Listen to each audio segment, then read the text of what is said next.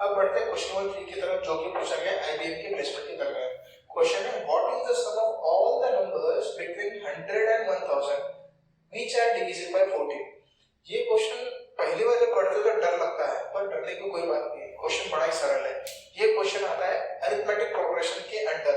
Arithmetic progression के under अगर कोई भी क्वेश्चन फ्रेम हो इस टाइप में तो सॉल्व करने का सिंपल सा तरीका होता है। पहले हम कन्वेंशनल मेथड से सॉल्व कर लेते हैं, बाद में दूसरा एक मेथड बताता हूं आपको, ठीक है। तो देखिए यहाँ पे अरिथमेटिक प्रोग्रेशन का अगर याद होगा तो हमने वहां पे दो तीन फॉर्मूले लिखे थे, दैट इज कोई भी term an is equal to a plus n minus 1 into d, ये फॉर्मूला देखा था। और सम ऑफ n टर्म अगर निकालना है तो n by 2 first term plus last term, ये दो फॉर्मूले के बेसिस पर अरिथमेटिक प्रोग्रेशन के 90% ऑफ द क्वेश्चन सॉल्व हो जाते हैं। तो अब इस क्वेश्चन में अगर देखिए 100 एंड 1000, अगर आप सोच रहे होंगे ये फर्स्ट टर्म है लास्ट टर्म है तो गलत। क्यों गलत? क्योंकि यहाँ पे वो नंबर डिविजिबल बाय 14 होना चाहिए, क्लियरली स्पेसिफाइड है।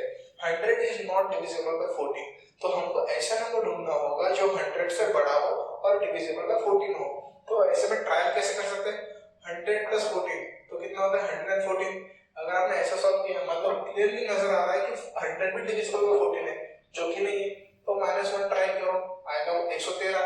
113 भी डिविजिबल नहीं, -1 ट्राई करो 112। 112 इज डिविजिबल बाय 14, मतलब 100 से ऊपर जो नंबर है 112, it is the first number of this AP. तो यहाँ पे a का वैल्यू कितना हो जाएगा 112। क्लियर? अब बात आती है लास्ट टर्म की। लास्ट टर्म कितना होना चाहिए? 1000 से छोटा, क्योंकि 100 और 1000 के बीच में नंबर चाहिए, तो 1000 से छोटा कौन सा चाहिए? ट्राई करो 1000 तो डेफिनेटली 14 से डिविजिबल नहीं है। अगर मैंने 995 लिया तो वो भी डिविजिबल नहीं है, पर 994 के आसपास जरूर हो सकता है, तो 996 ट्राई करो, वो भी नहीं आएगा। तो फाइनली 994 अगर ट्राई किया, 994 इज डिविजिबल बाय 14। क्लियर? तो यहाँ पे हमारा लास्ट टर्म क्या हो जाएगा 994।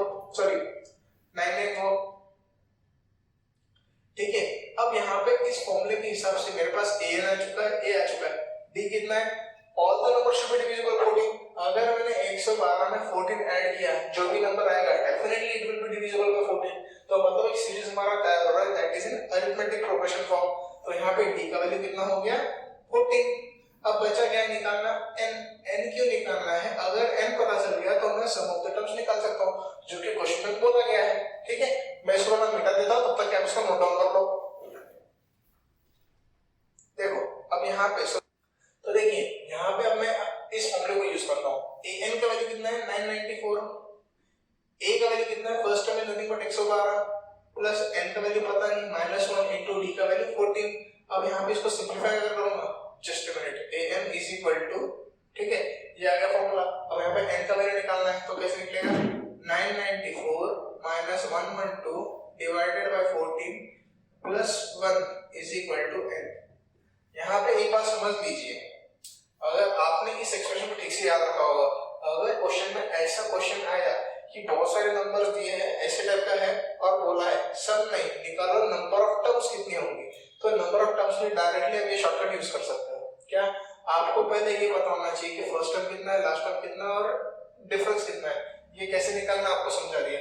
उसके बाद simply last term minus first term divided by difference plus 1, that will give you the number of terms in that particular series। इस शॉर्टकट का आप यूज कर सकते हो, पर क्वेश्चन में क्या होना चाहिए? नंबर ऑफ टर्म्स निकालो। क्वेश्चन ये वाले क्वेश्चन में क्या बोला? सम ऑफ द टर्म्स निकालना है, तो वो कैसे निकलेगा? तो यहाँ पे अगर इस एक्सप्रेशन को सॉल्व करोगे आपका फाइनल आंसर आएगा n is equal to 64। ठीक, अब यहाँ पे आपको निकालना है सम, तो सम ये वाला फॉर्मूला, सम निकालेंगे कैसे? s64 सम ऑफ 64 टर्म्स, जो कि फॉर्मूला है n डिवाइडेड बाय 2। n का वैल्यू कितना आया 64, तो 65 डिवाइडेड बाय 2।